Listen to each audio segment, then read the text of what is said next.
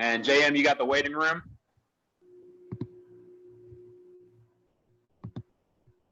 I'll take that. I'll take your silence as a yes. Hey, everybody. Good morning, good afternoon, depending on where you're at in the country. Thanks for being at our 2022 goal setting workshop. Looks like we're going to have a pretty full house today. So appreciate you all being here and spending your time, investing, I should say, your time into your goals. And I had a coach tell me earlier this week that we work 220 to 270 days per year. Who are we to not spend at least one of those mapping out our goals for an entire year? So you all are ahead of the curve on that. Thanks again for being here, and look forward to a powerful day. I'm going to start off by just kind of setting the goals and some of the ground rules for today and the intentions for today. That hang on one second. And make sure that everybody's in here. Thumbs up if you can hear me all right. Let me just get a couple thumbs up. Perfect. Fitz, I see that cigar smoke rolling around your car. Love it, man. All right, so goals for today. Number one, we're going to determine your life by design. And you all should have the life by design sheet. It's gone out a few times. I'm going to have JM put the blank one in the chat box in case you do not. Ideally, you would have already started looking at or even finished your life by design for 2022. So we're going to determine your life by design if you have not already. So JM, go ahead and put that blank one in the chat box just in case somebody does not have that already. So we're going to go over what that looks like. I'm going to use, just like last year, I'm going to use a fictitious agent with their life by design. I don't want to use anybody's personal because that is personal. If you're in my schedule, obviously, we'll be doing this personally, one-on-one, going through your life by design. Yeah, we're going to keep it, again, Bobby Broker or Angie Agent or whatever fictitious name we want to use. Number two, we're going to take that life by design, which is going to tell us exactly the number of transactions needed to fulfill that life. And we're going to run it through the economic model. We're going to use MREA percentages as far as conversions. Yours may vary. Again, that's something that we'll work on one-on-one. And we'll talk about how that impacts the number of appointments you must go on in order to live your life by design.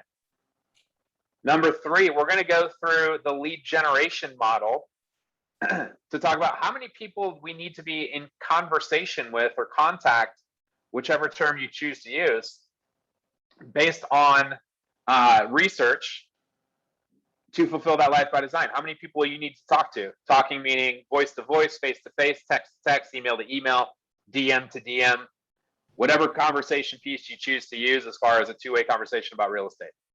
We're also going to use that model to determine how many METs you will need in your database, how many habit METs you will need in your follow-up system in order to fulfill that life by design.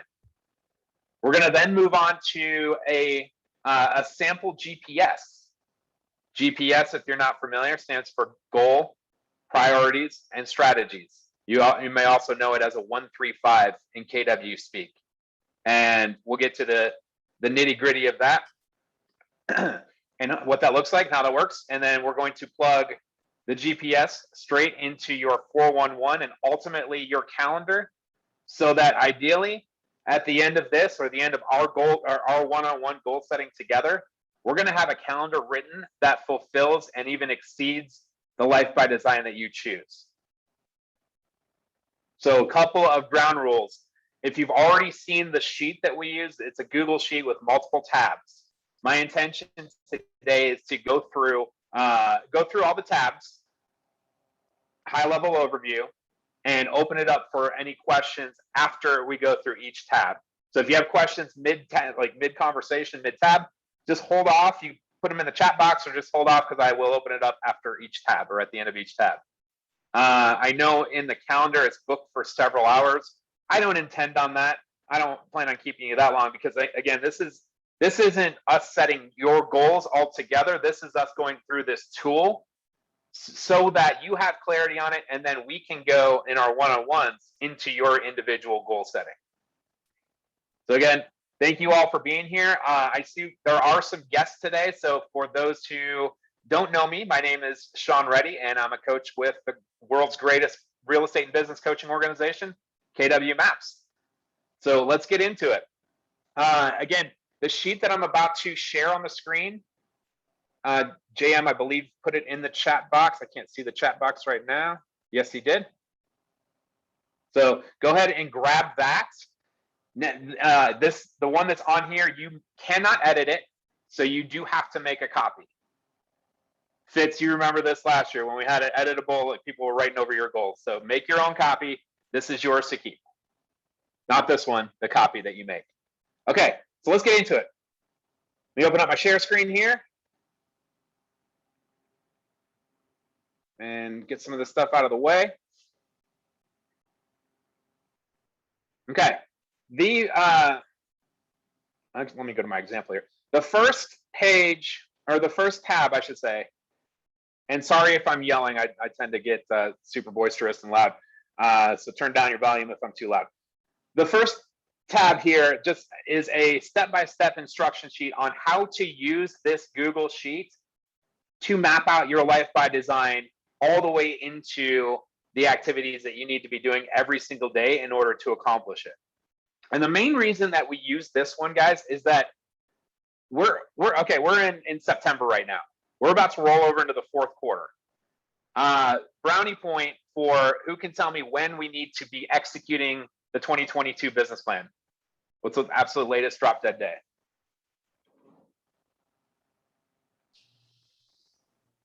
End of November. End of November. I'm going to challenge that. I'm going to push back on that a little bit. I think you're too late. We are in a 90-day sales cycle, 90 days on average. Can we get on the phone after this and make a call that influences 60 or even 30 days out? Sure. Yet on average, the lead generation that we do today shows up in our bank account 90 days later. October 1st. October 1st. Yes, sir. So October 1st, if we start making a plan today and don't execute till October 2nd, we are behind on goal. We are behind on goal. And let me explain why that is. Most of us and most of the agents I coach, save for a few, have goals that are bigger than what they've ever done every single year. That's called growth, right? I do coach agents who want to keep their goals the same and just work less hours, totally okay too. Yet most of us do have goals that include growth. Therefore, we have activities. It stands to reason that we are doing activities that we have never done before, or more than we've ever done before. So we have to be aware of that. We have to create a plan around that. And we have to be executing 90 days prior to January 1st, which is October 1st. Really, you might want to factor in another week or two because we got holidays coming up too. So if you're in my schedule, we're going to be working on this plan, and the intention is to have it done by the end of September.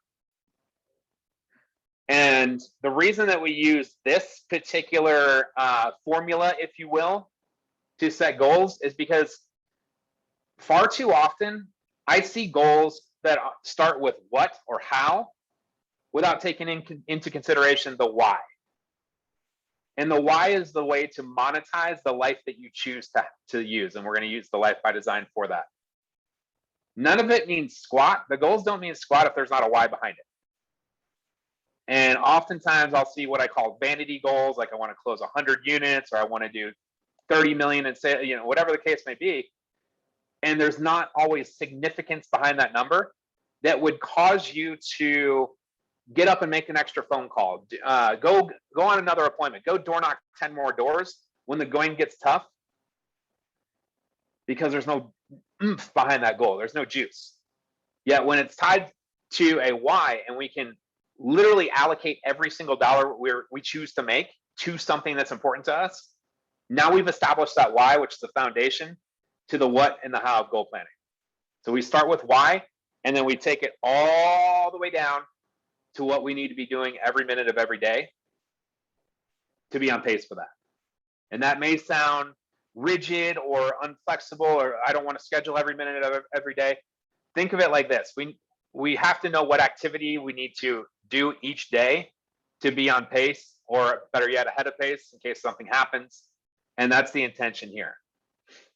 And the biggest gap I see, or the biggest, we'll just say the biggest reason, or even, no, I'll just leave it at reason. The biggest reason I see agents do not hit their goals is because they don't connect the dots between a long-term 365-day out, or in this case, 15-month out goal, and what to do in the moment. And Gary Keller says, the purpose of a goal is to be appropriate in the moment. Purpose of a goal is to be appropriate in the moment. Nothing more, nothing less. So tab 1 is instruction page. Now, I may move around. These aren't necessarily in order down here. I may move around from 1 to 5, whatever. Feel free when you make your copy if you want to reorder them. It's not in any particular order for a reason right now. So instruction page. Next one, this comes from the book, The 12-Week Year. And if you were at MAP's Fall Business Planning Masterminds last November, the 12-Week Year was the book that MAPS was pushing. And it's a phenomenal read, or let's be honest, listen to, in my case. I've listened to it 6-7 times. Love the concept. Basically, if you have a chance to read it, or if you've already read it, you know that it takes an entire year, which, you know, it's a marathon, let's be real, and breaks it down into quarterly sprints. And it eliminates this notion that, we got time, it's only February, I might be a little bit behind on goal, I can slack off a bit, I got a ski trip coming up. Well, if you break it down into what has to happen each quarter, suddenly the marathon can feel more like a sprint, and there's a little bit less of that I have time mentality. So the someday goals is an iteration of the book, The 12-Week Year. And it also, it actually blends 2 books here, The 12-Week Year with the 7 circles of the one thing. There's instructions on what to do with this. Essentially, the left-hand column here, these are the 7 circles from the one thing, as most of you know. And the idea here is, actually, this isn't supposed to be filled out. The idea here is give yourself a 1 to 10 rating in each of these circles. And do it, be honest. How are you doing physical health? How are you doing personal life, key relationships, job, business, finances, spirituality? Where are you today? Write a brief narrative in. And where do you want to be someday? Where do you want to be someday? Someday could be 3 years, 5 years, 50 years, doesn't matter. Where do you want to be rated someday? And in what priority order do you put these circles? So that's the purpose of this tab.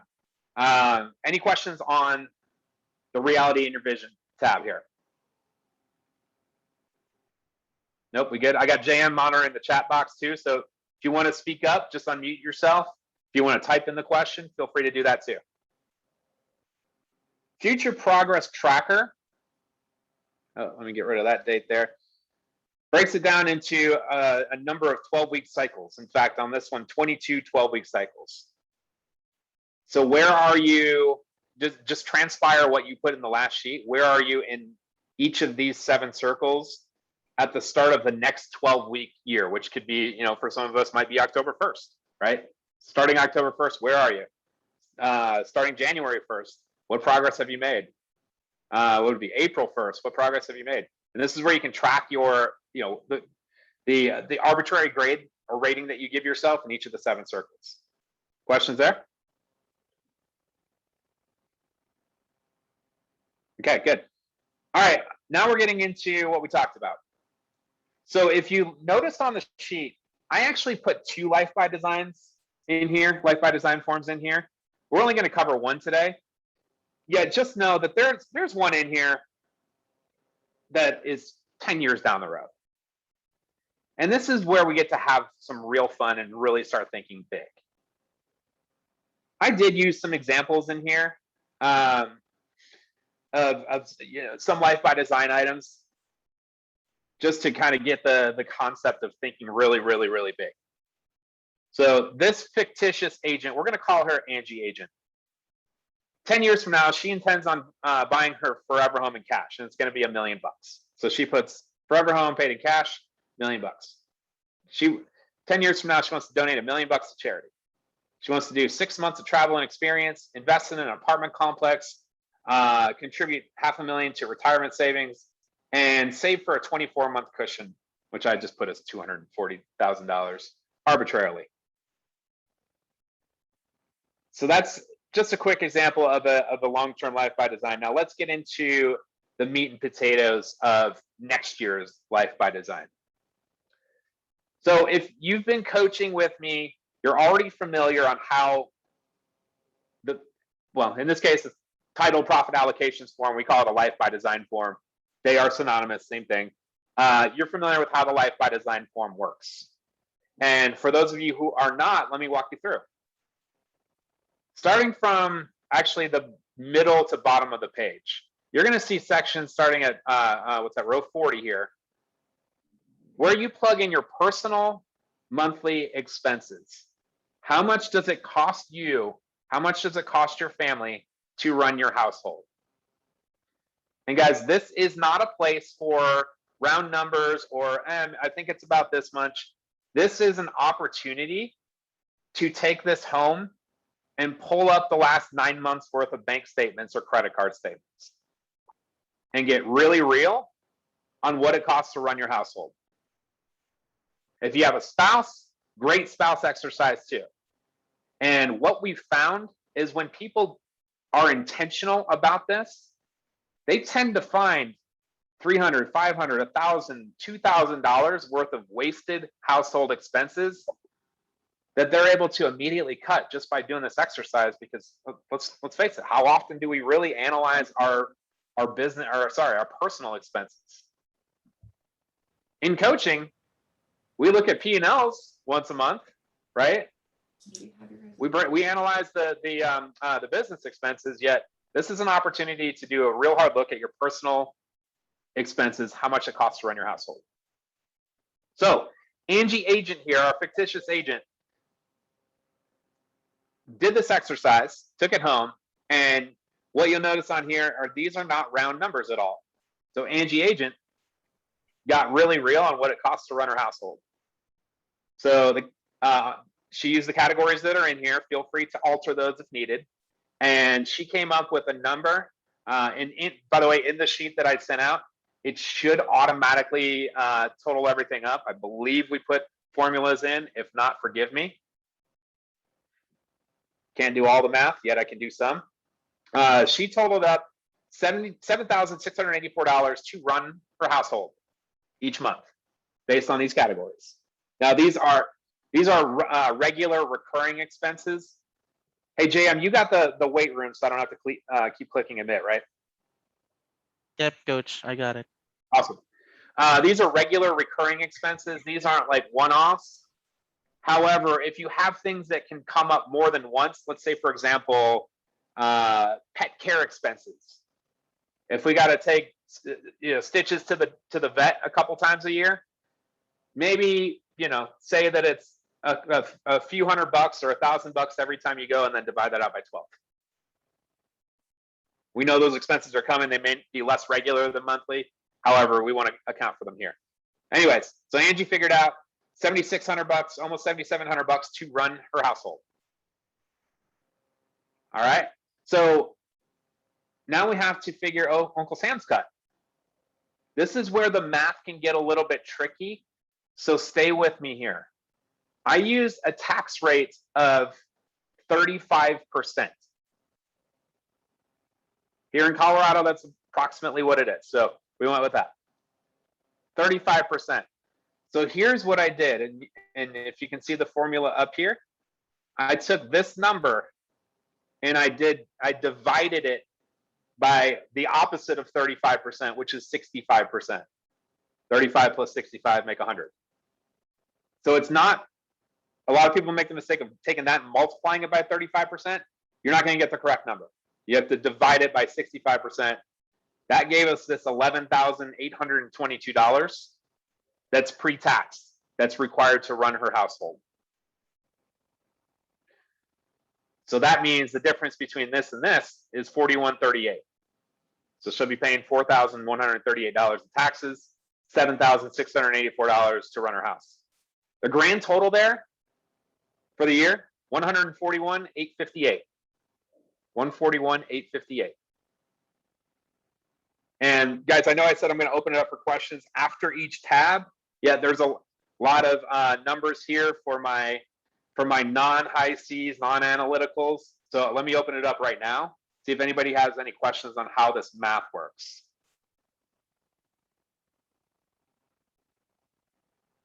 Yes, we're good. Cool. If you do, put them in the chat box because we are going to get to questions after each tab. All right. Now, this is, if we scroll down, these are our business expenses. And let me go through these. You may look at these and say that, hey, a lot of these expense categories look familiar.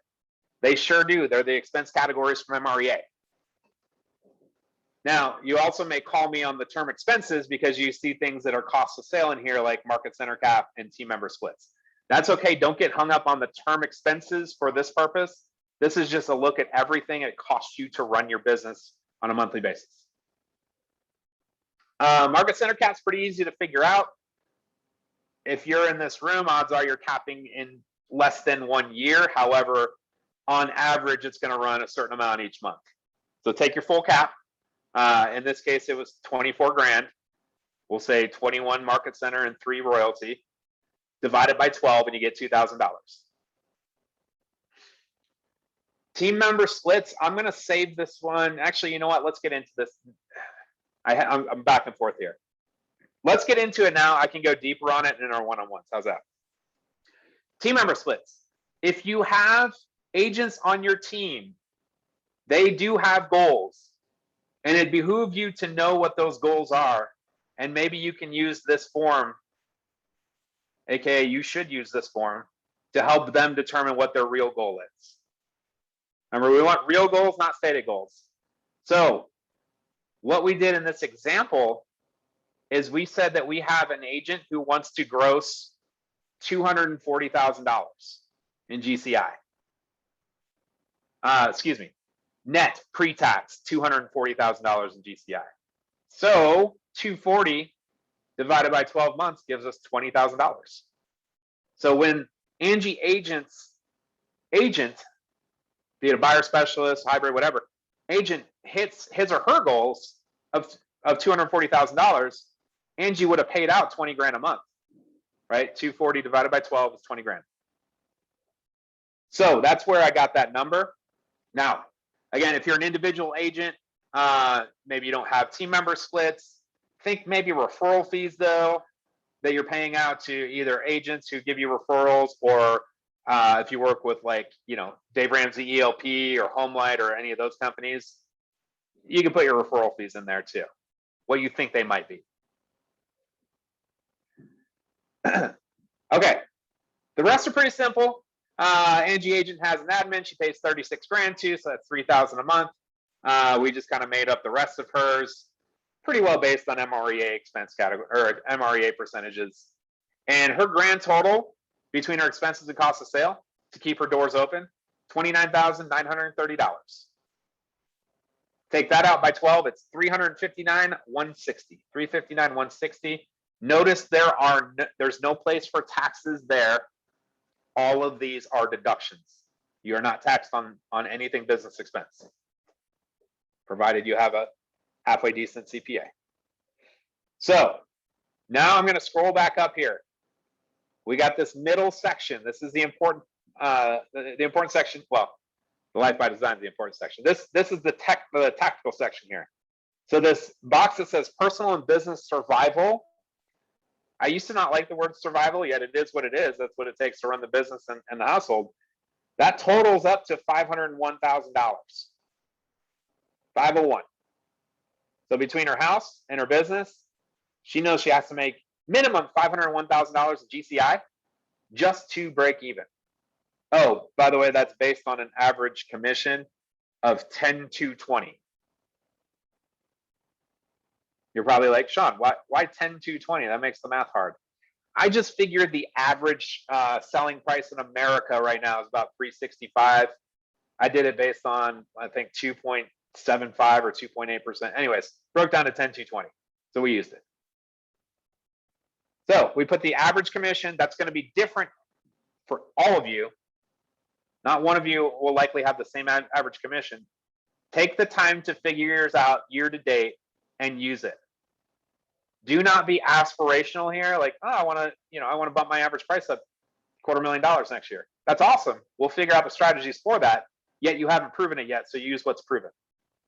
Use your average commission this year. Plug it in this average gross commission box. That's before KW. That's before taxes. Before agent split. Just gross average commission. So we got Angie's 501 that she needs to make in order to break even. It divides out divides into the 10,220 exactly 49 times. So Angie agent knows that she needs to sell 49 houses or help 49 families, or however you like to describe it, just to break even. Another way to think of it is she knows that her first 49 sales are to pay the bills next year. Now, show of hands, who in here goes to work every single day, does what they love to do, what they maybe not like to do, and what they absolutely despise to do every single day just to break even, just to pay bills? Anybody? I don't see any hands, so we're going to move on. Let's scroll up to the top. This is the life by design. This is where we articulate and quantify and monetize everything that we choose to do with every dollar that we intend to make over and above just breaking even.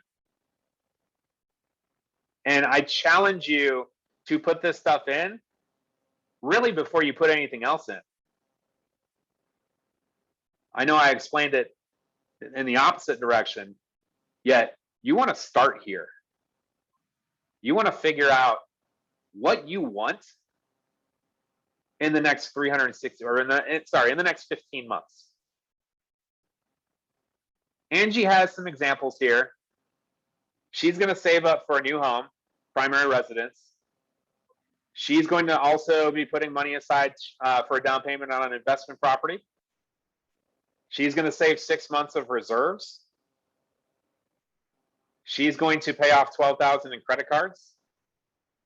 She's going to go to Italy. If I had to advise her, I'd probably tell her when, or put down the when on that Italy trip. You know, if it's in the summer, then it's not $500 a month. It's probably $1,000 a month. She's going to go on a ski trip at Christmas, and she intends to donate $20,000 to her local charity of choice. So this is Sydney just got in the room. Sorry. Hi, Sydney and team.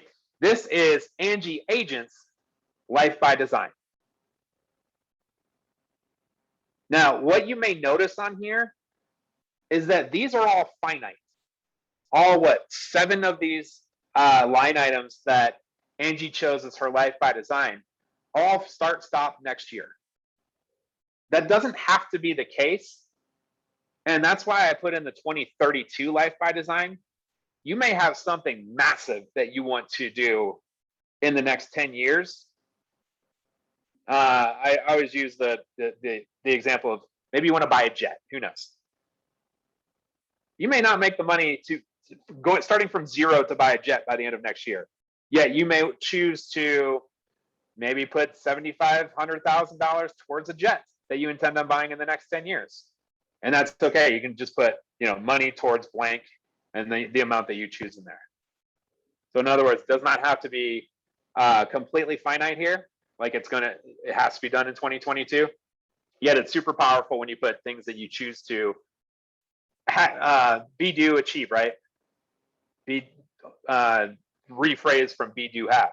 These are things that you choose to have or achieve. It doesn't always have to be material either. You can see some experiences in here. You can see some debt reduction. You can see some philanthropy in here. You can see some investment in here. This is where retirement savings would go. Basically, anything that's a non-recurring expense that you choose to be, do, have, or achieve is going to go in this Life by Design section. So we're going to break down the math here. All the things that Angie agent chooses here amount to $189,000. Same thing on the tax rate. Again, I use 35%. You cannot take this number and multiply it by 35%. You're not going to get the correct number. You have to take this number and divide it by the opposite of 35%, which is 65%. So divided by 0.65 is going to give you 290 pre-tax. So the difference between the 290 and the 189, of course, is 101 and change. So now this number, this 290, is what Angie needs to gross in order to achieve her Life by Design. This number is coming down here, you guessed it, into the Life by Design box, and then it's going to be divided out by the average commission in Angie agent's business of 10,220, which gives us 28.5 home sales. I would probably advise Angie, let's round that up. We're going to say 29. So the 49 that Angie needs to, excuse me, the 49 that Angie needs to sell to break even, plus the 29 she will sell in order to achieve her Life by Design, means that Angie's goals are 78 home sales. Not 80, not 100, not 75, not, 750,000, or all these round numbers that are dart throws. This is this is what Angie needs to make it happen, make all this happen without downwardly adjusting her lifestyle, having to cut business expenses that can choke off her business, or negotiating on her Life by Design. This is the real number that it will take her to achieve everything that you see on this sheet. Okay, that was a lot. So, any questions? Yeah, I have a question, Sean. Yes. So can you repeat again? You said you've got a Life by Design for 2032 and a Life by Design for 2022. So for 2022, we're just focusing on our big goals, like our vacations we want to take within this next year. And then 2032 is like buy a jet, or are we putting the jet savings onto the 2022 Life by Design tab because we need to save up a little bit for that year over year? And then my second question is, if we're in a partnership like Jesse and I, how do we change these numbers so that we're basically not doing double work on our savings and things like that? Yeah, both great questions, Phil. Thank you. So as far as the big, what ends up on 2032, right? The examples that I went through imply that Angie agent starting at 0 on January 1, 2032, and she's making all this money in this particular year. That's just an example, right? Like, sure, we have unlimited income potential in real estate, yet not too many of us are saving or making enough in 1 year to buy a jet, right? So we probably have to start saving for bigger purchases, even like a $60,000 down payment. Maybe that's $60,000 towards a $180,000 down payment 2 or 3 years from now. You know what I mean? So it depends on how you like to save. If you are hey, let's start early and start saving now type person, you may have some things that you intend on finishing in 23, 24, 25 show up on your 2022 Life by Design. So maybe an example here would be save 1/2.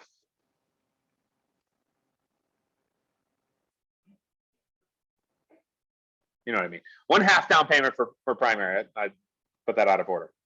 And so that's 60. Maybe next year she wants to save another 60, and at the end of 2023 have 120,000. Make sense? Yeah, that makes sense. Thanks. Absolutely. And so let's table the question on how you guys would split this up, because we're going to get into the weeds a little bit there. We can handle that on our next call. Okay, that sounds good. Can you remind me when you said that we'll have the editable version? Because it looks like I just clicked on the link and I can only view only. So view only is on purpose. You have to make a copy to have an editable version. So click on File and make a copy, and that copy now is yours.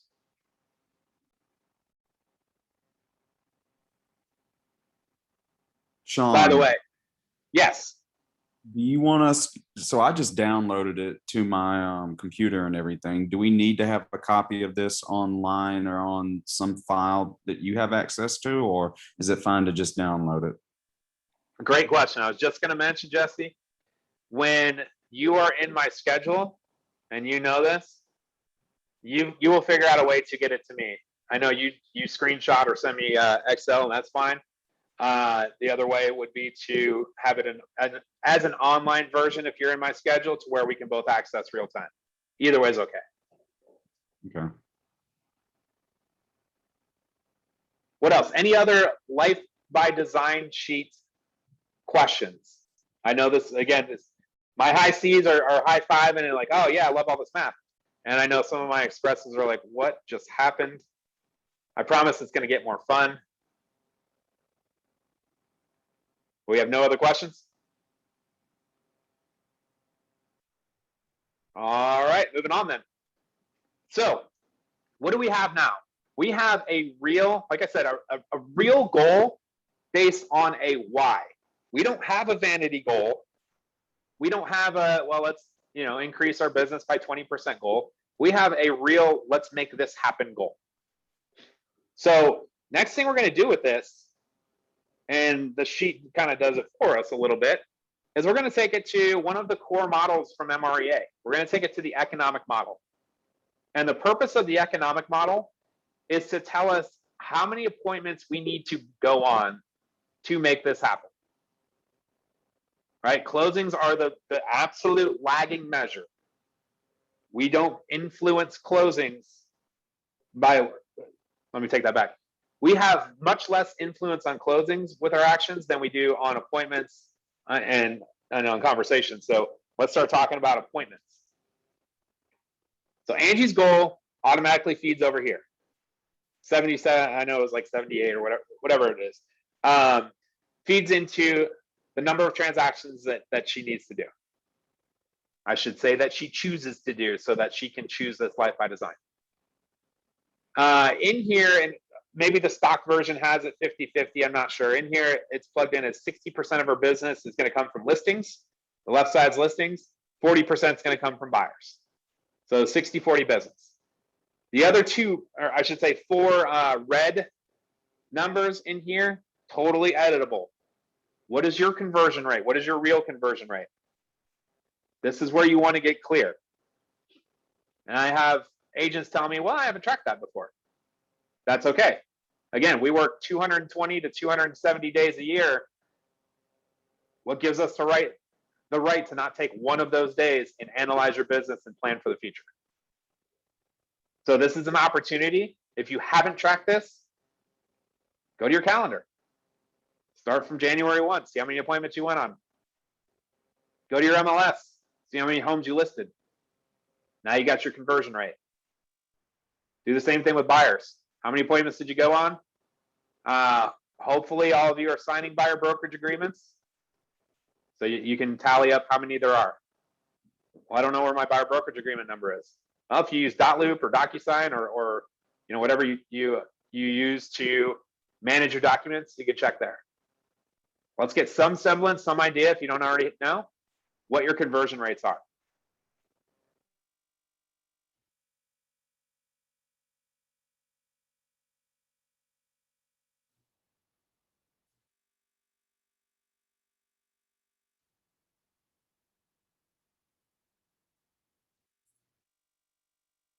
Forward.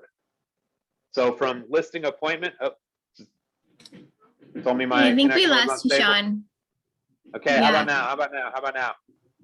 Am I Good. back? Like, we All right, didn't hear cool. the last like 30 seconds. I Okay. didn't. Okay. Yeah, I got the notification my connection was unstable. It's probably going to happen 2 or 3 more times, guys, just FYI.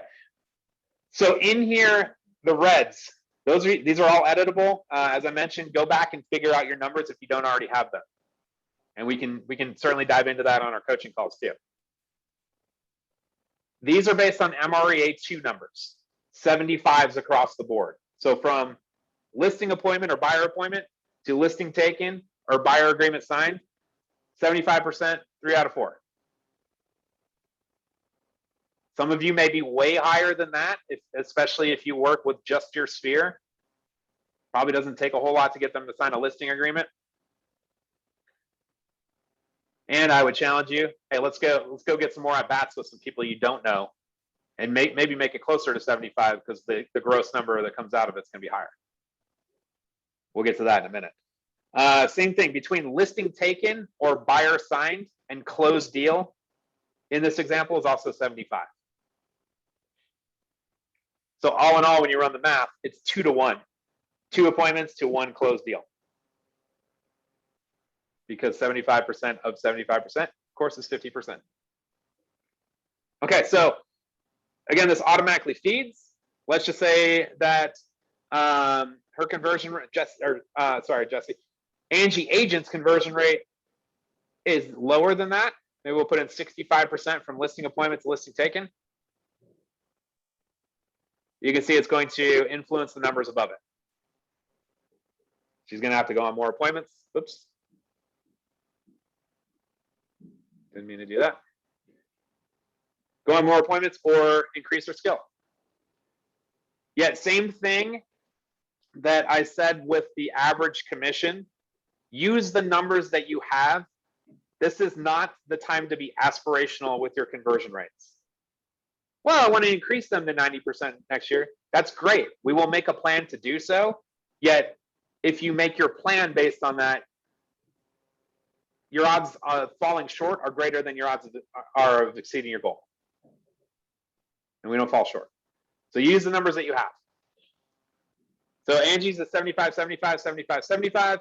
And this spits out that Angie must go on 7 listing appointments per month and 4.6 buyer appointments per month in order to accomplish her goal. So it's almost 83 listing appointments for the year, 55 buyer appointments for the year. Translates to 62 listings taken, 42 buyers taken. That's 5.2 listings a month, 3.4 buyers per month, and all the way down into solds per month. Again, I use the average, America's average sale price of $365 here. Feel free to alter that, of course. And that amounts to the same GCI that's on her Life by Design. Any questions on the economic model?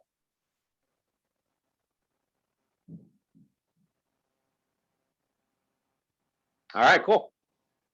Let's move on. We're going to get into, I told you I'm going to skip around a little bit.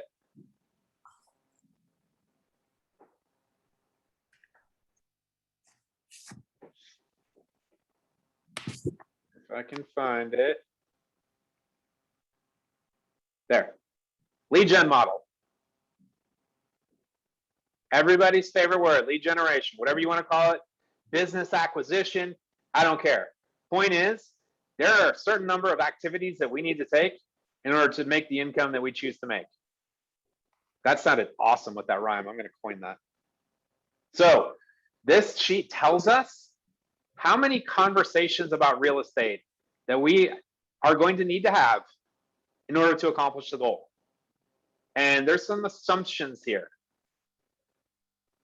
The assumptions that are made are based on research. Your numbers may look different if you know these numbers, like Mike Francis on here knows these numbers to a T. More power to you, because you can make an even tighter plan. If you do not know these numbers, that's quite all right. We can use the research that MAPS has given us. So in here, you see the assumptions. First of all, I'm going to jump to the bottom here. Contact by definition, in this case, is a phone conversation, a face-to-face conversation, Can be a text to text, email to email, direct message about real estate. You might want to add to that with a decision-making adult. Kids don't count. I can hear my 1.5-year-old son upstairs. I can go chat with him about expired listings, but it's not going to make a lick of difference in my business. So that's a contact. So the math tells us and the research tells us that it takes 12 of those, whether you want to call them contacts, conversations, it doesn't matter. 12 contacts to find one lead. And a lead, by the way, in this definition is somebody ready to buy or sell within the target period. So in this case, we'll say now to the end of 2022. Somebody ready to buy or sell in that target period that is open to having more conversations with you. So 12 conversations, you should find a lead. For every 5 leads, we should be on an appointment with a buyer or seller. For every 2 appointments, we should achieve 1 closing. Remember back in the economic model, the 75s across the board, the math checks out 2 to 1. So therefore, if you extrapolate all this math out, it's 120 contacts to a closing. 120 contacts to a closing. So now we have a little bit more clarity on the exact amount of work, effort, lead gen, whatever you want to call it, activities that it's going to take to hit the goal. And oh, by the way, I would advise to start tracking this on your own in case you're not meeting the 120 to 1. You might be doing better, you might be doing, I shouldn't say better. You might be doing lower, you might be doing higher. Both are okay. I have agents who I coach who are heavy circle prospectors. It's going to take them more than 120 contacts for a closing. I have agents who I coach who are heavy sphere of influence. It might take them less than 120 contacts for closing. This is just averages based on research. So we plug the number in here, or the sheet does it for us. 77 closings based on this math. That's 155 appointments. Now, if you check this against the economic model, it might look a little bit different. That's okay. We'll get to that in a minute. 155 appointments. It's also 775 leads based on the math. And in this case, it's 9,297 contacts. Well, Sean, that sounds like an extraordinary amount of contacts. Remember, Angie agent has a buyer's agent too. So this is team contacts. And oh, by the way, she's got her admin trained to make care calls to past clients. So the admin's chipping in towards this number too. Okay, how many weeks are we going to choose to work? I have people putting in 50, and then I say, wait, so between holidays, your birthday, family's birthdays, mega camp, family reunion, summer vacation, fall vacation, spring vacation, is it really 50? So be real here. Weeks off, we're counting weekdays, of course. So how many weekdays are you going to take off? Multiply that by 5, and that's a week off. Let's say Angie's going to take 4 weeks off. So we're going to put it in 48 here.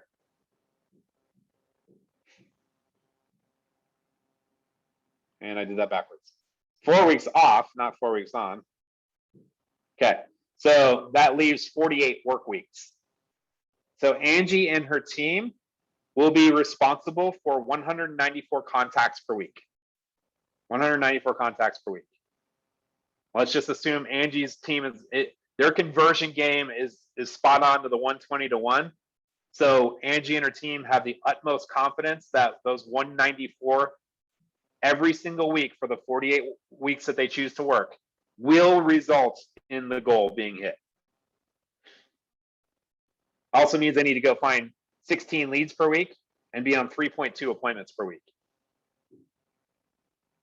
So in other words, guys, 3.2 appointments per week equals life by design.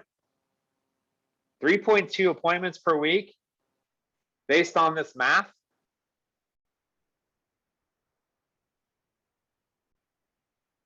equals 791,787.69.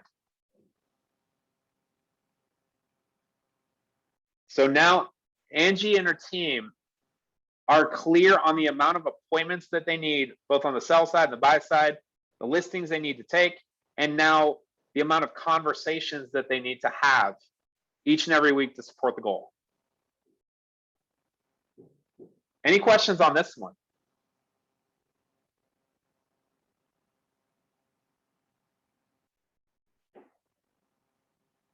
Nope, nope, nope. Good. All right, cool. Onward. So there is, if you downloaded the sheet before today, go back and get it again because I added this one here. Database needed. Well, it says copy of database needed. On the one that you have, it's database needed. Database needed is going to tell us, well, exactly how it sounds. How many people do we need in the database, both Mets and haven't Mets, in order to accomplish the goal? So this is, we'll call this section 2 of the lead gen model. We know how many contacts we need to make. Now, odds are we're going to be making these contacts largely out of our database. How big does the database need to be? So we have the goal populated from the Life by Design. There's a Mets box and a haven't Mets box. Let me go over the assumptions here first. MREA2 teaches us to target a 10% return from our Mets database, meaning for every 10 people in there that we are communicating with at a high level, it's reasonable to expect 1 transaction per year. So if you have a database of 100, should be getting 10 deals out of there. Database of 1,000 should be getting 100 deals out of there. That, of course, is if they've been on 36 touch for a year or more. And we can't retroactively go back in time and build our database. Best time to plant a tree, of course, 20 years ago, second best time right now. So we want to start thinking further out, maybe 2023 goal, and think about the database we might need this year, by the end of this year, to feed our 2023. Think about it from that perspective. Now, I put in here that we're going to be conservative and target an 8% return. MREA2 says 10. That research was done a few years back now. We've only had more disruptors, more discounters, more companies, iBuyers, you name it, vying for the attention of our people, making it easier for them to be less loyal. So I shrunk that down to 8%. If you're doing 10, great. If you're doing more than that, like some of the clients I coach are, awesome. Use the numbers that you know. In this example, it's going to be 8%. So if we have a database of 100 Mets, we're going to target 8 deals from it. Haven't Mets, the research, easy for me to say, suggests 100 to 1 or a 1% return. So for every 100 people in your database who are haven't Mets, then that are in your follow-up system that are haven't Mets, we should expect 1 deal. You might be doing better than that. That's awesome. Your follow-up's great. Your conversion's great. Your script game is on point. Let's be clear about Mets versus haven't Mets, as clear as we can. I know there could be some gray area in between. Yet Mets, I would consider, you know them, they know you. If you all saw each other out, you would recognize each other, and you're not scared to call them 4 times a year and stay in front of them 36 times a year, asking them for business and referrals. And oh, by the way, you have all their contact info. Name, phone, email, mail. That's a Met. If they don't fit all that criteria, probably in that gray area. If you go back and look at your business and your Mets closings versus the real number of Mets you have, it probably pretty close to that 10%. Okay, so the goal is 77.5. I wish I would have shaken out to 80, or sorry, 78, I mean. So I'm just going to shrink that down. Wonder why that didn't round up. Okay, so Angie is choosing a 50-50 business, meaning 50% from Mets, 50% for haven't mets. So she knows,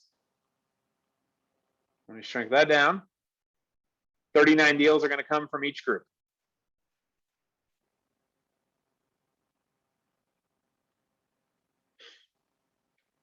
So based on the 8%, the calculations are in there. She knows that she's going to need 484 people on 36 touch to accomplish those 39 deals. Let's assume she knew that last year, so she was purposeful at the end of 2020 to get them on 36 touch by the end of 2020. So now here we are 36 touches later. They know her, like her, trust her, refer her, repeat, all that. Raise her hand, say, hey, pick me, do business with me. Let's just say she didn't. Let's say she's got 250 people in there. She's going to plug that 250 in and see that there's a gap of 234. So if I'm coaching Angie, we're working hard on a plan to get those 234 in the database ASAP. The longer we wait to get people on 36 touch, the less touches they receive, obviously, and the less likely they are to refer or raise their hand. So we got to move ASAP. Okay, same thing on the haven't met side. 50% of the business represents 39 deals from that group. That number doesn't look right. Oh, I see why. It's supposed to be. So sorry if your math in the sheet that you have is off, because it totally is. I'm going to do equal that times 100. So it's 3874. Remember, this is decimal points. So 3874 needed to be in her follow-up system as a haven't met. Now, this could be like a geographic farm. It could be old leads that she's collected. It could be people, you know, she's going out and calling FISBOs. We got Dawn Crow on the phone or on the Zoom today. She goes and knocks doors and collects names that way, turns her haven't mets into mets that way. Wherever you choose to acquire these people, Facebook leads, doesn't matter. She needs 38, almost 3,900 of them to have enough people in there to hit goal. Let's just say she opens up her command and she sees she has 2,100. She's going to plug that number in, and she knows that, and we can coach to that the plan is to go out and acquire 1,774 more ASAP. The sooner we get them in, the sooner we can start working them for deals. Okay, any questions on database needed?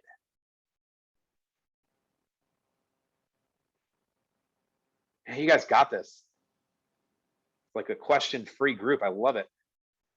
And totally open for questions. So speak now or forever hold your peace. All right. Let's move on. So we've covered the life by design. We've covered how that flows through the economic model. We've covered two elements of the lead generation model, meaning the database needed and the number of contacts needed. We're working towards getting clear on what we need to do in the moment to be on pace for goal. So next we're going to go to one of the gold standard for goal setting tools that really not a whole lot of people use. And it's always baffled me as to why. This is the global positioning system. I'm kidding. It's the GPS. Again, stands for goal, priorities, strategies. So the formula for this, how this is used. Think of this as a one-page business plan. If you walked into Gary Keller's office and you brought a business plan that had more than one page, he's going to shoo you away and say, come back when it's one page. As agents, sometimes we like complexity, yet there's an inverse relationship with how complex our plan gets versus how well we act on it. So the more complex it is, the less likely we are to act on it. The idea here is simplicity. So as you can see on the sheet, there's only one goal. We know the goal. It's 78 units for $791,000 in GCI, or whatever that number was. You may word it differently and say, I want to help 78 families achieve their goal of home ownership or selling, whatever you choose to put there. The goal is still the same. So that's where the goal goes. I'm going to just put 78 here. I'm going to time out for a second in the GPS because I want to go over to my notes that I put in here. Top 5 business sources in 2021. Before we get into our priorities and our strategies for 22, it would be a great idea to break down where our business came from in 21. And this isn't where you got your leads from, this is where you got your deals from. I don't care about leads. So Angie broke this down. And remember Angie, our Angie agent, our fictitious agent who graciously volunteered her goals, broke this down to her top 5 sources. I would even recommend adding another column in here to say how many deals came from each.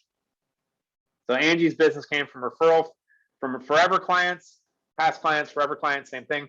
Referrals from Sphere, repeat clients, Facebook ads, and directly from her Sphere. Real quickly, when we talk about Sphere and when we talk about Met's business, and I know it's called different things in different parts of the country, Met's, Sphere of Influence, past clients, I say Peak Soy, PCSOI, doesn't matter what you call it. Some agents lump all that together as Met's business, and that's okay. Yet I also want to know,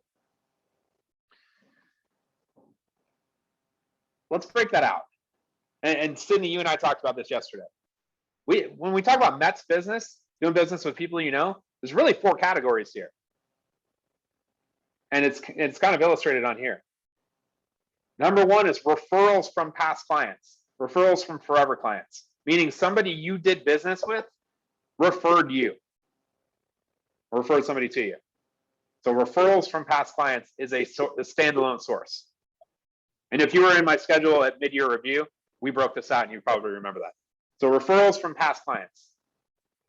Another type of business that comes from past or forever clients is repeat. Really, those are the only 2 types of business that comes from past clients or forever clients, repeat and referral.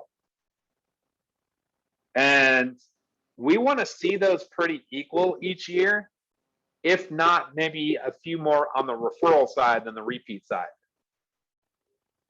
Makes sense when you think about it too. People can refer more often than they can move. Right? People only move every 10 years. So referrals from forever clients, repeat clients. 2 different types of business from the same group of people. Same thing can be said from Sphere of Influence. Only difference with Sphere of Influence is you know them, they just haven't done business with you yet. So referrals from Sphere of Influence, Center of Influence, whatever you want to call it, and directly from, meaning somebody in there raised their hand and said, yep, buying, selling, whatever.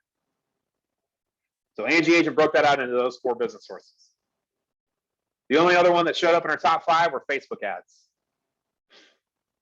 So next, Angie's going to figure out how many deals came from each, reorder it in terms of priority, like which one's 1, 2, 3, 4, and 5.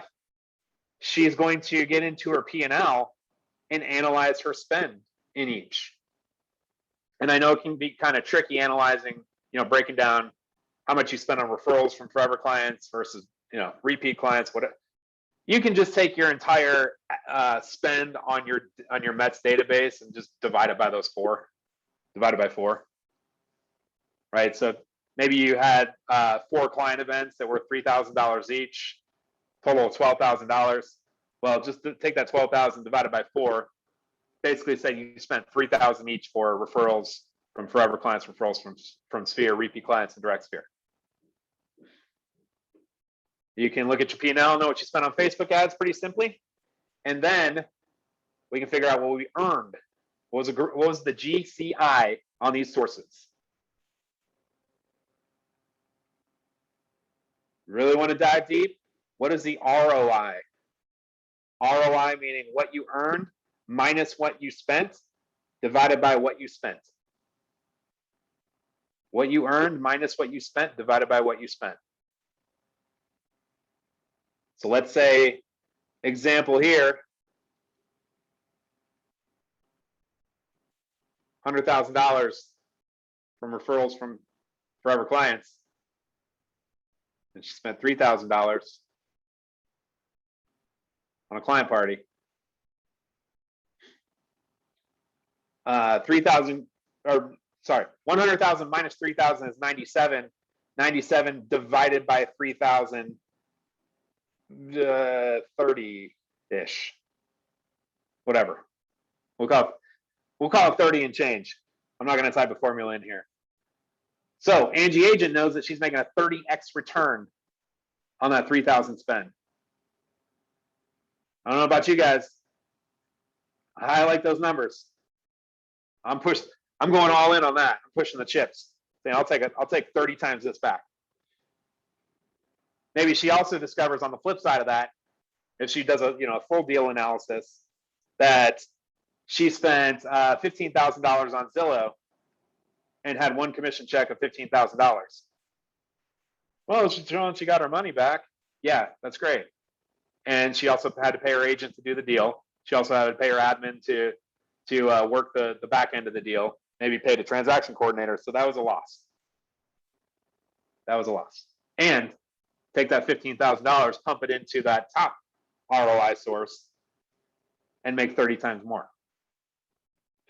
So this is an opportunity to analyze where your business came from, your return on investment from that business. And here's a challenge for you guys.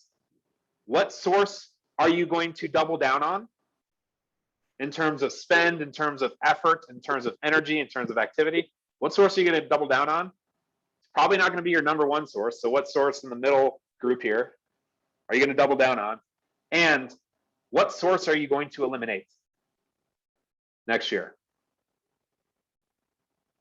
If you have something that you pumped a lot of energy into and didn't see a great return, like the Zillow example I just gave, or whatever the case may be, get rid of it. Now we're going to come back here. We know where the business comes from. We know what's most profitable. We know what's least profitable. We did all the analytics there. Next, we get to figure out what are going to be the rocks. What are going to be the priorities for Angie's business next year? Well, I would say that number one priority is pretty clear based on where her business came from. It's the people she knows. So this is where we have to get strategic in mapping out what that priority. First of all, how do we want to word that priority? How do we want to form that into how will that fit into our goal? And what are the strategies going to be inside of it? So going back to just the composition of the GPS, it's one goal.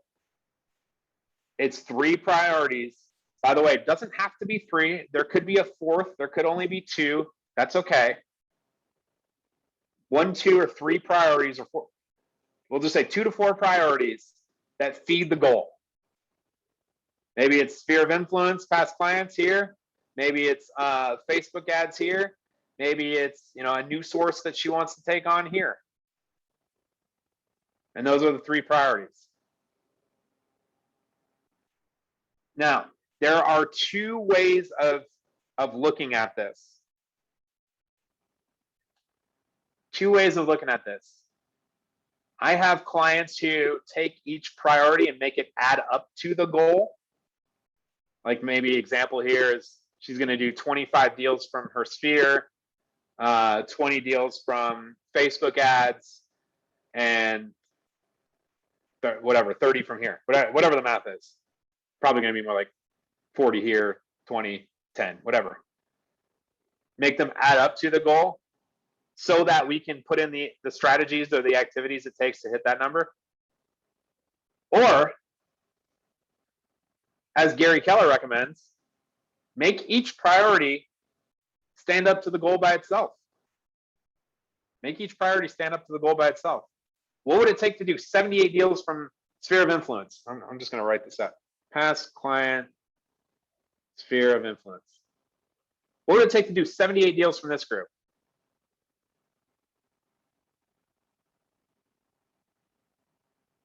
What would it take to do 78 Facebook deals? And we'll just say her third one. She's gonna assume that the world's just gonna gonna open up a little bit more and take on open houses as a priority. What would it take to do 78 open house deals?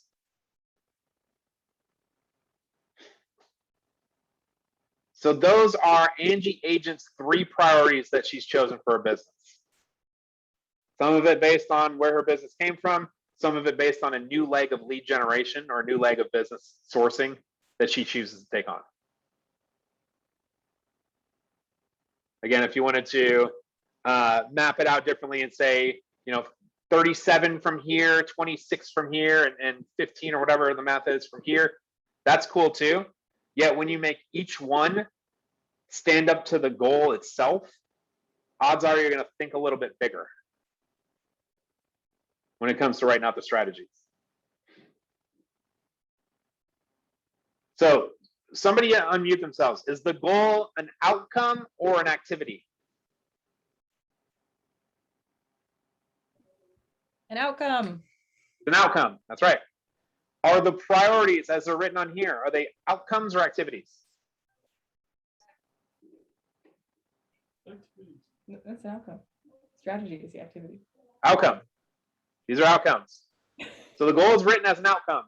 The priorities are written as an outcome, as if they were already happened. I would coach Angie and say, hey, write this out as if it's already happened. We have helped 78 people from our sphere buy and sell homes. Cool. We have taken on 78 new Facebook clients to help them close homes. Awesome. So those are outcomes.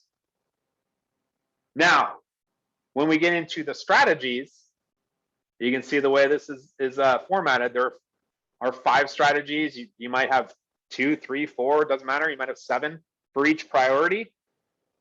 Those are activities. Those we want to write out as activities. What activities do we need to do? These are verbs, guys, verbs. Actions that you control. What activities do we need to do such that by doing them will cause us to help 78 families from our sphere buy and sell homes? And this is where we brainstorm. This is where we spend some time, some quiet time with the phone off. My Slack just dinged to shut that off. Quiet time to strategize on how we're going to do this. We know the why from the Life by Design. We know the what, the 78 deals that the why has come up with for us. Now we figure out the how. How are we going to do it? An example in this case could be add 4 touches to 36 touch. And we can figure out what those touches are. So basically, we're going to take our 36 touch, we're going to make it a 40 touch. By the way, we want to have a buy. We'll just say 10, 15, 21.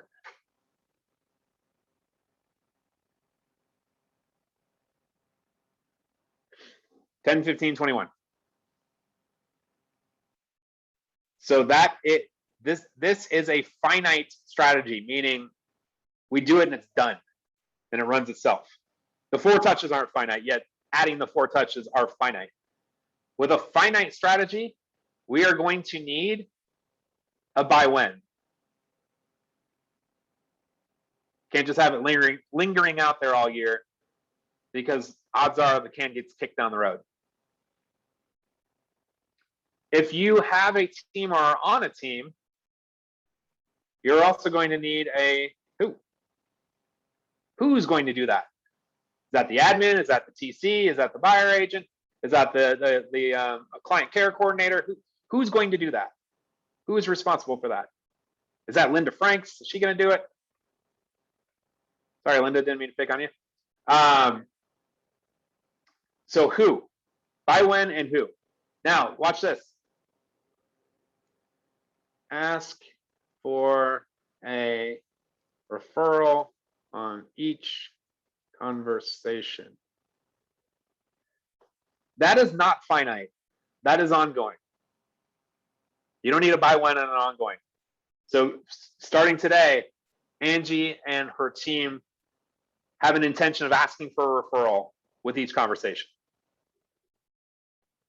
And it's up to Angie as the leader of the team to check in and make sure that that's happening. And it could be some start stops or whatever, but that's not a finite, like we're going to do that by October 15th. That's we're going to do this every day for the rest of our lives. So there's finite and there's infinite strategies. And there's no right or wrong in between them. Just whatever strategy that you can come up with that you feel will that you can commit to, I should say, that you feel will move the needle in the direction that you want the needle to go, which in this case is 78 past client sphere of influence deals.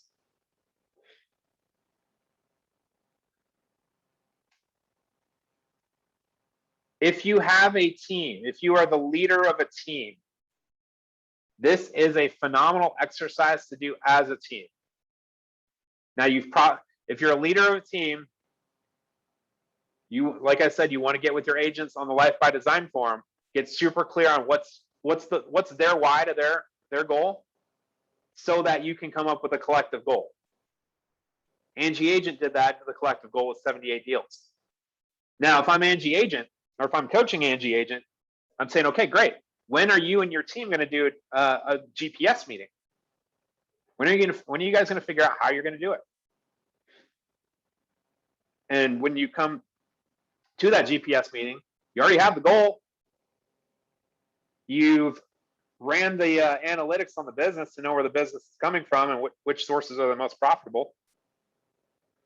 By the way, the strongest businesses have like 3 or 4, maybe 5 sources that account for 80–90% of their business. And it's just kind of onesies and twosies from there. So they already know what's working.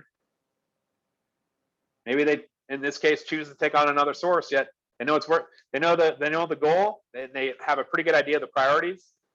Yet I'm coaching Angie to let her team drive the strategies. Her team members drive the strategies. And this is especially critical when we're talking about bigger teams to drive the strategies, because when it's the leader up there dictating out all the strategies, hey, you do this, you do this, you do this, the buy-in may not be there. So you want to have the team members come up with strategies. Now they're owning it. Now they're buying in. You may need to guide the conversation and say, hey, is this really going to lead to that?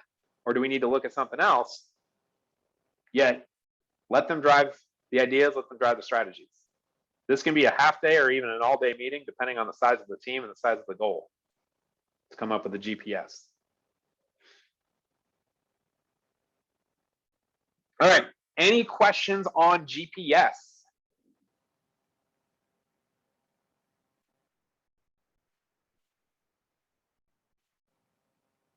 Any?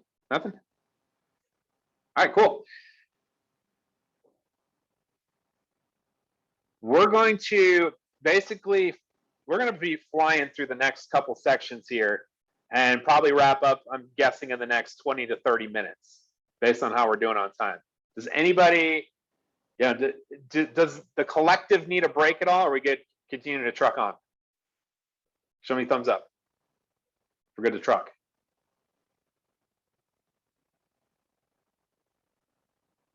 All right, cool. Let's roll. So the other Cadillac, if you will, of goal setting and goal planning in the KW system is the 411. And often I get confusion, or I hear confusion between GPS, 411, and the relationship between the two. And my goal is to help clear that up today. The purpose of the 411 is to bridge the gap between an annualized business plan, one sheet business plan called a GPS, and your calendar. This is the bridge between those two. The 411, if you're unfamiliar, stands for, shoot, I don't even remember. 4 weeks, 1 month, 1 year, I believe. If somebody wants to fact check me, go ahead. Yet the purpose of the 411, like I said, is to bridge the gap and help us maintain a relationship with our goal. And if you listen to the One Thing podcast with Jeff Woods, he says this all the time. We don't need a new way of setting goals.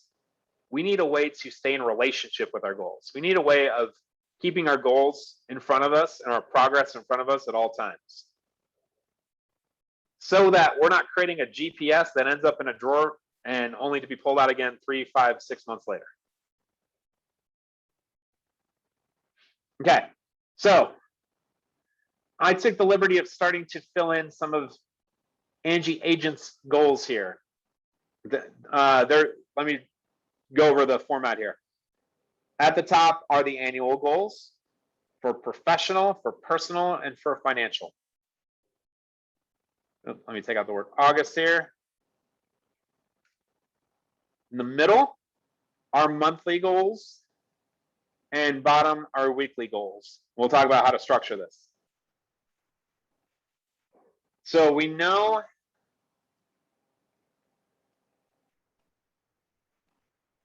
her big annual goal, I think it was 791 GCI. Her big annual goal, 78 closed deals for 791,000 in GCI. That's going to go front center at the top there. Now, here's where the relationship between the GPS and the 401 come in. These priorities should probably translate in some way to the annual professional goals here. Maybe it's from a strategy standpoint. Maybe there are ongoing strategies like this, or maybe there is a long play that Angie's making in her business, like starting an open house division that would show up on the annual goals on a 411. Another consideration or metric to think about and put in here. Let's go back to the economic model. Angie's got to take 62 listings in order to hit goal. So maybe she's also putting in 62 listings taken. And maybe she's putting in the 42 buyers signed.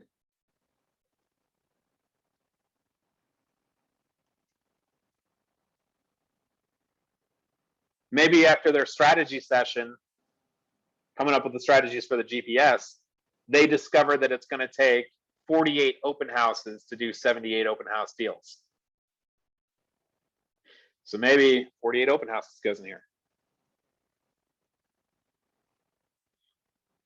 So what are you guys seeing here? Are you guys seeing activities or outcomes for annual goals?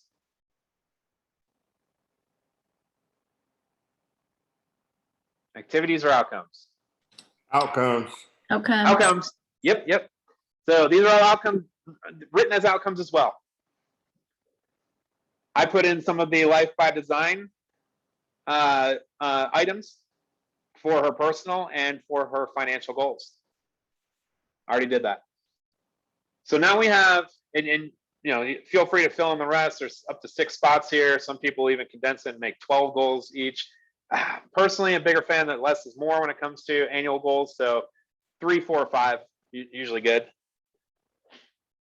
Now, we go down to the month.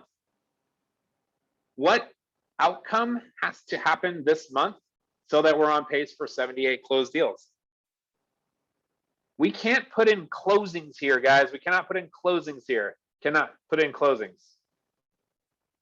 Can anybody tell me why we cannot put in closings? Let's just say I'm writing this for the month of October.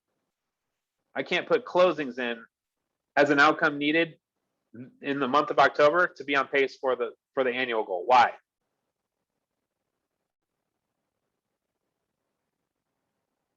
Because it's not Because that's active. an outcome, not an activity.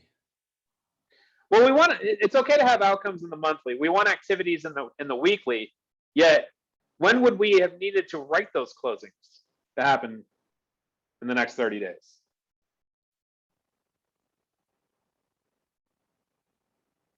$60 ago.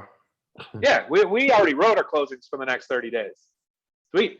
Let's not put in closings. Let's put in contracts. Let's put in, maybe even listings goes in the number 1 spot, even though listings is number 2, right? Because listings drive closings. Point is, let's figure out something that needs to be accomplished this month in the 1 spot to correlate with the 78 close in the 1 spot on the annual. Something that needs to be accomplished this month in the 2 spot that correlates that when we hit it, we know we're on pace for 62 listings for the year.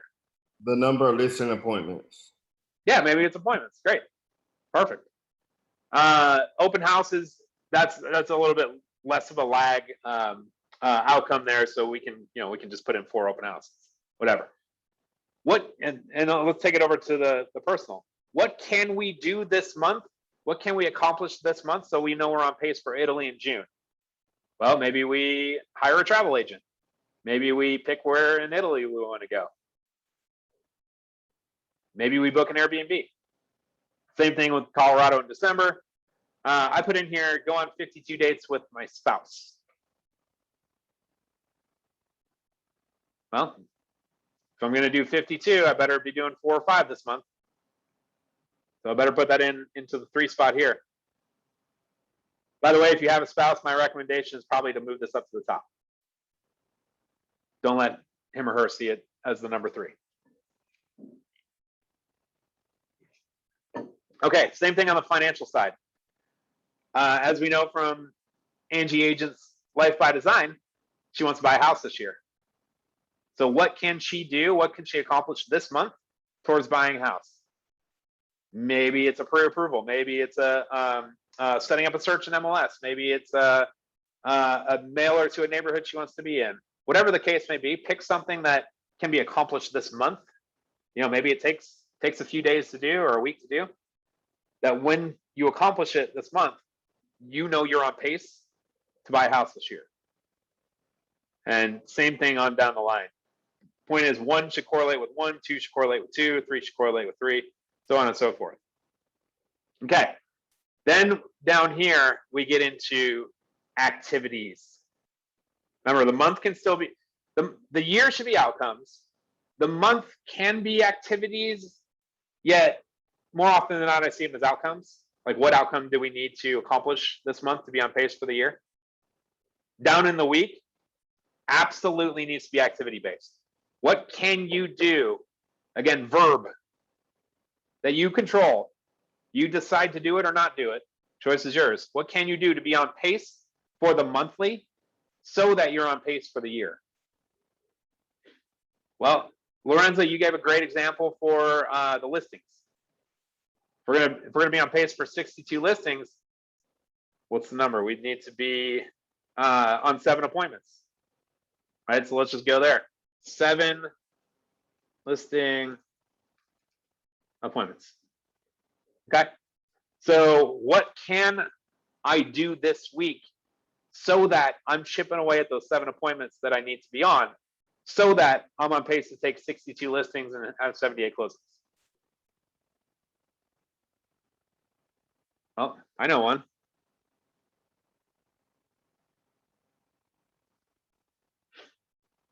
How about that one? That's controllable and puts me in position. I got to check the math based on the lead gen formula. Yeah, it puts me in position to be on those appointments. If I make 100 contacts, I'll go on 2 appointments this week, mathematically.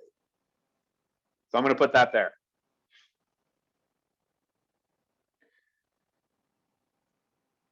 By the way, we haven't talked about the acronym SMART when it comes to goal setting yet.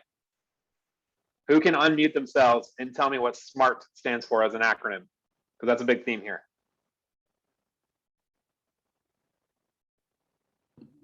We've got SMART and measurable so far. T is for time. Oh, specific, sorry. Specific, yep. Measurable. So you said time for T, so time bound, meaning it has a deadline. So what's the A? Is A attainable? Sam says Attainable. it's attainable.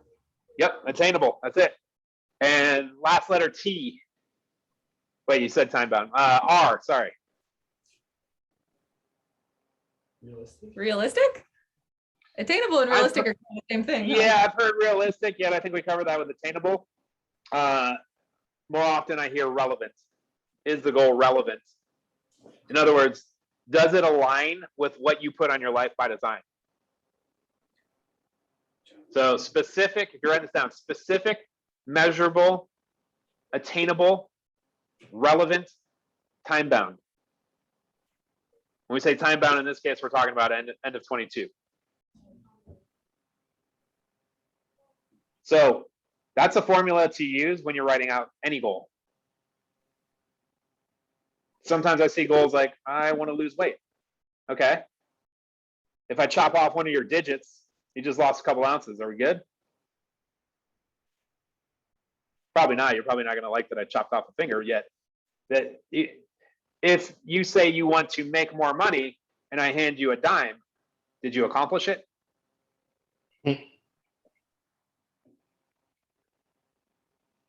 Eat better, exercise more. These are all examples of non-SMART goals, I guess we'll say. Nothing wrong with them yet.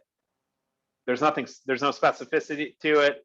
You can't measure it. You can't measure progress. And again, purpose of the goal is to be appropriate in the moment. And the purpose of the 411 is to be able to measure progress and maintain an ongoing relationship with your goals so that you don't forget about them. Speaking of relationship with your goals, what if you told your spouse or significant other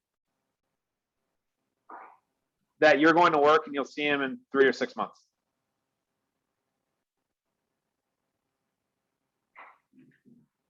Probably not great things in that relationship, yet that's what we do oftentimes with the GPS.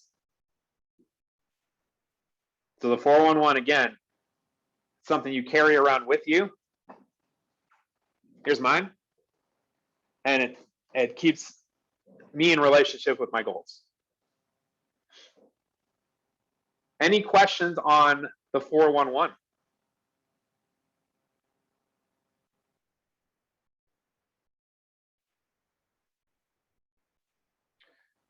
Nothing, huh? Okay. So I know we didn't get into coming up with specifics on this, so hopefully you get the concepts at least. Now, when we do, and we have 3, 4, 5 things that keep activities, I should say, in the weekly here, I would even take the word goals and replace it. We got 3, 4, 5 activities in each of these categories. Now, rubber meeting road, get these on your calendar. Get them on your calendar. Each week or weekend, you go update your 411. How many are we at? We're at 6. Cool. What percent of goal is that? Let's do equals 6 divided by 78. Okay, we're at 8% of goal. Awesome.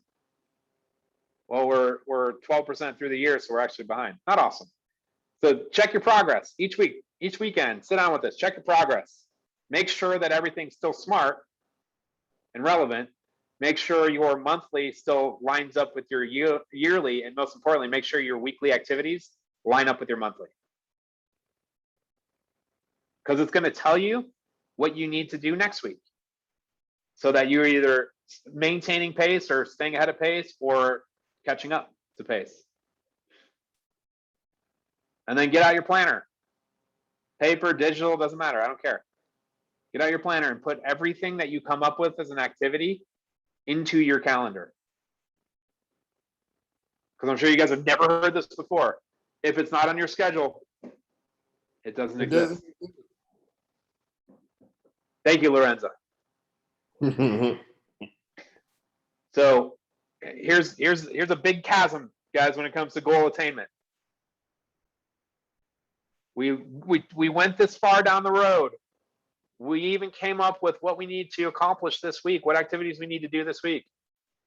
And then we just went back into our day-to-day and just reacted throughout the day.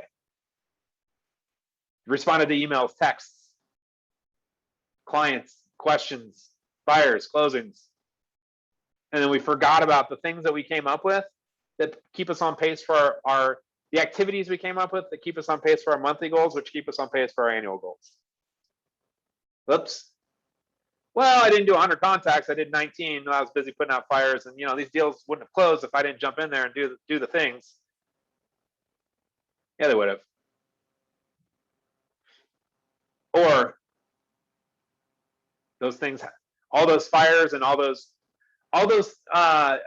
bandits that are working against your activities that keep you in line with your goals have to get pushed to later in the day. Have to get pushed into white space in your calendar that you're going to allow those things to be addressed. So leave white space, because I mean, things come up. Let's be real, it's real estate. Leave some white space in your calendar. You don't have to block out, you don't have to time block, every single minute of every single day, yet you do need to time block whatever you pick as your weekly activities. Or else they don't exist and you're behind on your goal. And I don't like conversations about changing goals. You don't like conversations about changing goals. So let's flip the script, and we're just going to have conversations about upping goals, because we're honoring what we say that we're going to do based on what we say we want to accomplish and achieve and be and do. So get it on your calendar. I don't know if the 2022 bold calendar is on sale yet. That's a good one. Or sorry, planner, bold planner. Okay. Since we have no other questions on here, I'm just going to kind of whip through these final tabs here, just so you all can get an understanding of how you can use these. I want to make it crystal clear that a lot of the clients I coach have taken this whole sheet and adopted the whole thing, and some have done more ad hoc. And I don't care either way. There's no right or wrong. Whatever you choose to adopt into your business. Now, of course, I recommend the more tracking that you have, the more of a business person you are. Less tracking, more tracking, more purposeful, less tracking, more entrepreneurial. So the choice is yours. Yet you can use whatever you want to track your numbers. Speaking of numbers, this happy little tab here, I know it kind of looks, big and complex. It's really not. It took the unit goal, GCI goal, contact goal, leads goal, listing appointment goal, listings taken goal, buyer appointment goal, buyer taken goal. It took all that from the previous sheets. So we got the goals up top. Information's filled out, average price, average commission, expenses. I believe all that's auto-pop. Yeah, all that auto-populated too. So all the pertinent information for this sheet has already been pre-populated. What this is for is to keep track of your activities. Keep track of your activities, specifically your contacts. Well, you can see at the top, contacts, leads generated, listing appointments, listings taken, buyer appointments, buyers taken, closings, GCI. So let's pretend that the first week of the year is January 1st. But in January 1, the next week would be starting January 8th. You can go fill that out week by week. I needed to do 100 contacts. I did 67.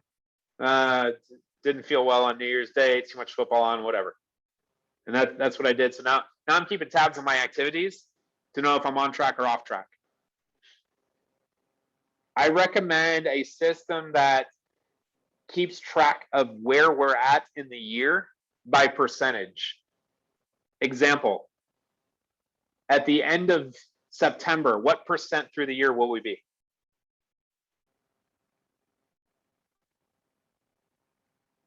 Anyone? Sam says 65. End of September? And then like 71 yeah. is our guess. 75. Very close. We'll be 9 out of 12 months through the year, so 75%. So I recommend a system that keeps track of what percent through the year we are. I have some people who do like, you know, do a formula up here and say 1 divided by 52 weeks. Not supposed to be in dollars, it's supposed to be in percent. So 1.92%. They just do that every week. So that way, you know, by percentage, if you're on track or off track.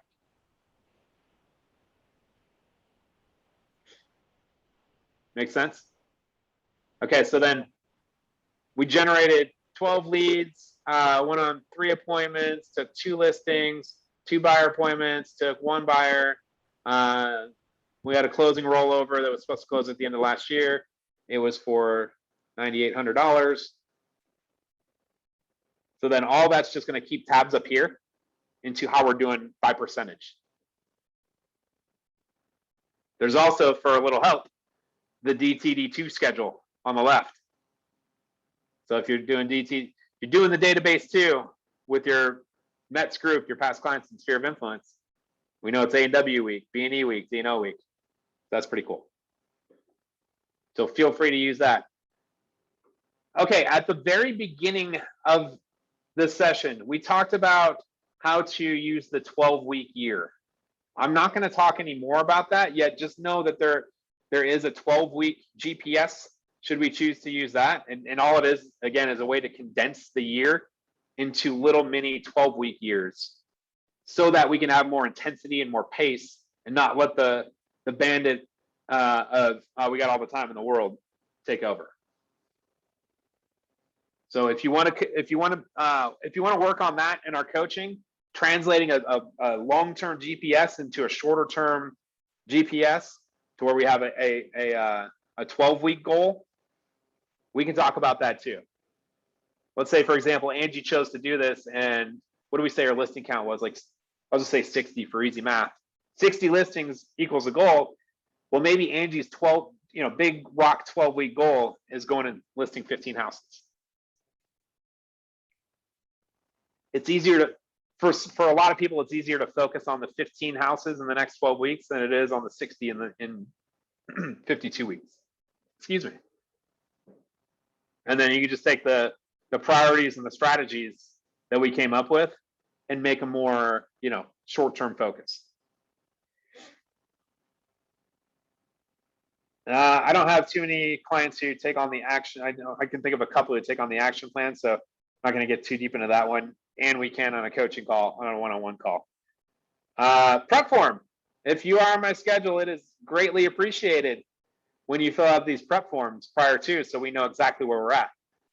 Because it's we can have much more powerful conversations knowing where we're at than guessing where we're at for 30 minutes. So in other words, if we're driving from Jacksonville to LA, well, that's one highway. That's not a good example. We're driving from New York to LA. We need to know where we're at in case we get lost to know where we're going. So this is a form to do that. This is a personal budget, as the name would suggest. So feel free to use this as needed once you do make that discovery of what it costs to run your household. This is a tool to help keep that in check, because let's face it, your household is a business as well. And there's a top line revenue and there's a bottom line profit. And there's this in between. So if your expenses match your revenue, then we're not profiting in your household either. And profit in the household is what gets us our life by design. This one isn't, oh goodness, I've never used this one before, so you can dissect it if you want. I have no idea how to use it. If you are on my schedule, this is an opportunity to keep logs on our calls. Okay, 36 touch. This is a great one too. 36 touch, as we know, as we've already talked about with your METS group, your past clients and your forever clients, whatever you want to call them, in your sphere of influence. In order to achieve the return that we want to achieve, we need to be in front of them 36 times or more per year. And Google A representative from Google proved that one to us at Mega Camper Family Reunion. My phone just woke up because I said Google. Yeah, sorry. A couple of years ago at one of the conferences, citing a stat that said people forget what you do every 17 days. So some of your good friends may even fall into that category of forgetting what you do for a living every 17 days. So if we're in front of them 36 times a year, 365 divided by 36, we're never letting 17 days pass without some sort of touch. So this is a platform or a sheet you can use to map out your touches for the entire year. I love this one. MREA2 budget.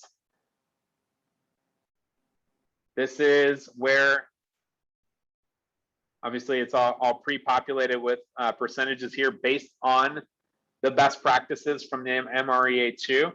So feel free to play around with this. Obviously it didn't auto-populate like I thought it might with Angie Agents goals. So I'll just type them in here, see what it does. So it's close, 795. So it spit out where her budget should be for each of these expense categories for the year and for the month.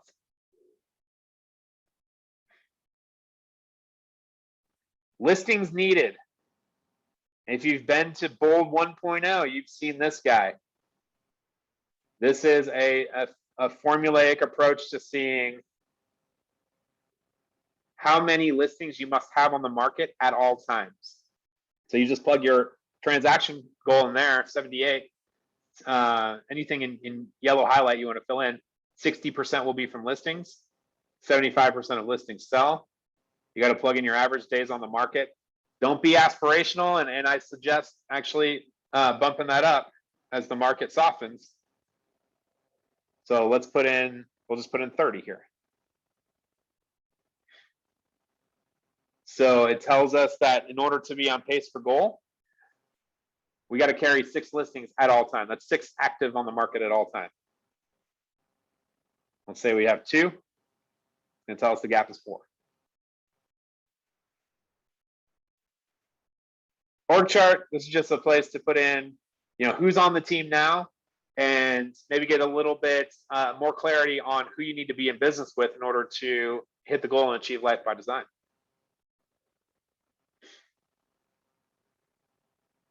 I don't know what that one is. I'm going to delete it. Nothing.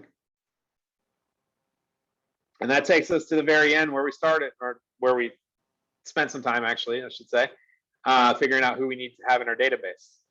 So I think that about covers, I should say, all of the tabs that are in this sheet, and hopefully has given some clarity and shed some light on how to take, how to go from making vanity goals or baseless goals or just goals that don't have any meat to them, and take the time to figure out what your real goal is.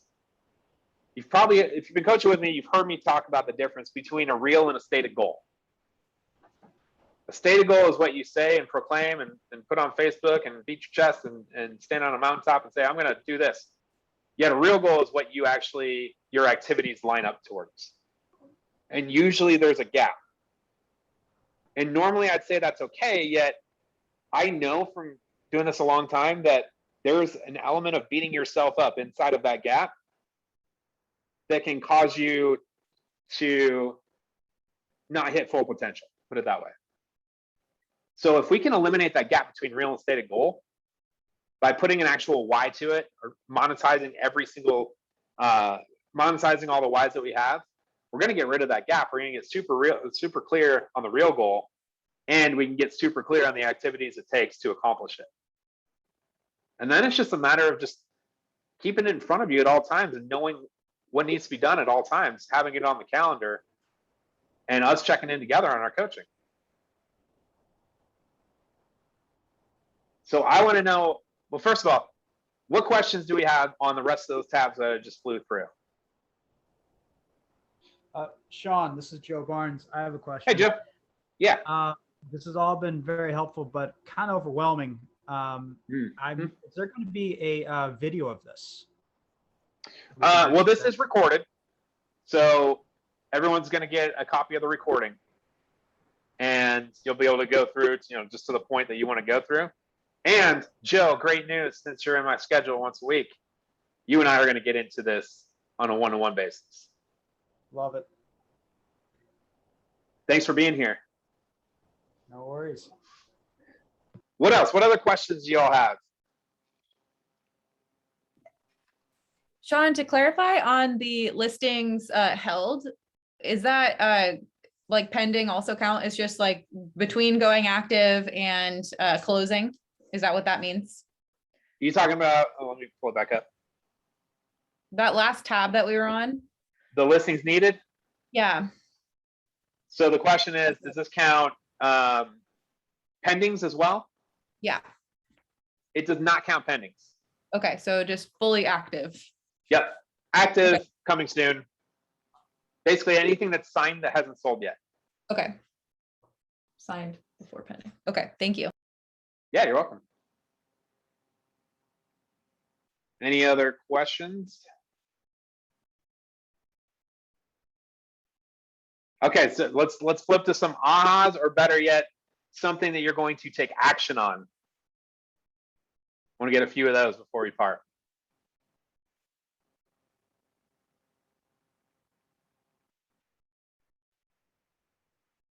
My action, Sean, is just really be intentional on my goals for 2022 and to think big.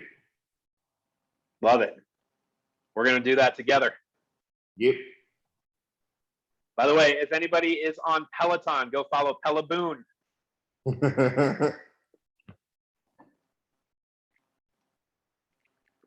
What else? What's another action item? An aha? What did you get out of today? You invested 2 hours today. Well, I think it's good to get really granular because that really helps overall. So sometimes I know I haven't been doing that. So then it kind of gets lost, and then, yeah, that's how you can miss goals overall. So it's good. The So when you details, I say- like that. Good. So when you say granular, what specifically?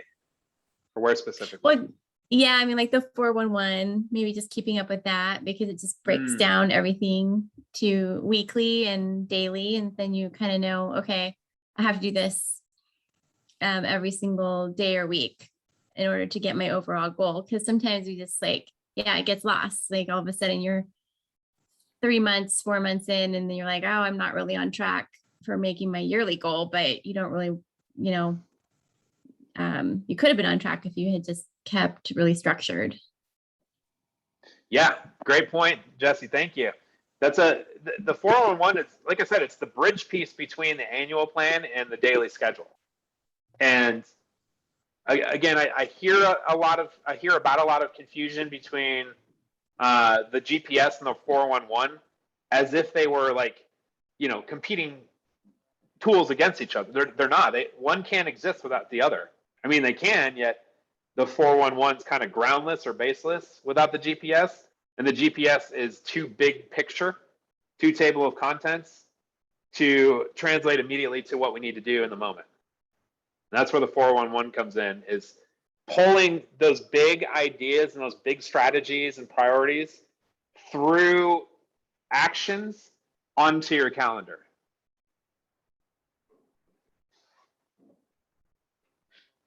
None of this exists. None of the results that we get happen without an activity.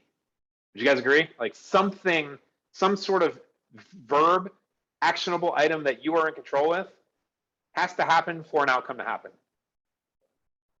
So we have to be crystal clear on what those activities need to be in order to achieve the results that we want to achieve. And when you are, man, I'm telling you, it just clicks and you go. And when you're not, you can run the risk of, if you've ever listened to or read Keith Cunningham's book, The Road Less Stupid, great book, by the way. he talks about running enthusiastically in the wrong direction a lot, which is, of course, not what you want in this business.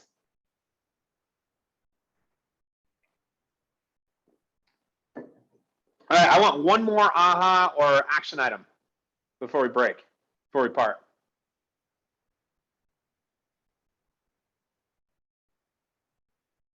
Come on, guys, this is the big time investment you made. Well, I feel like I've been talking too much, but we're gonna be meeting one-on-one to talk about which strategies each part of our team wants to own, and then building our 411s from there, and kind of meeting together as a team to build like the team GPS. Nice, love it. That's gonna be an awesome meeting. Can't wait to hear the outcome.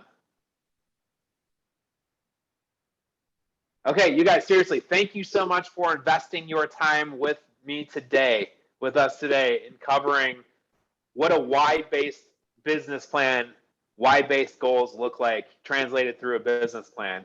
And I truly hope that there was a ton of value in this, and that you're able to now take this or any other goal planning tool that you want to use, doesn't matter to me, come up with a why-based goal and bring it into the activities that we need to be in execution mode on by October 1st, or run the risk of being behind.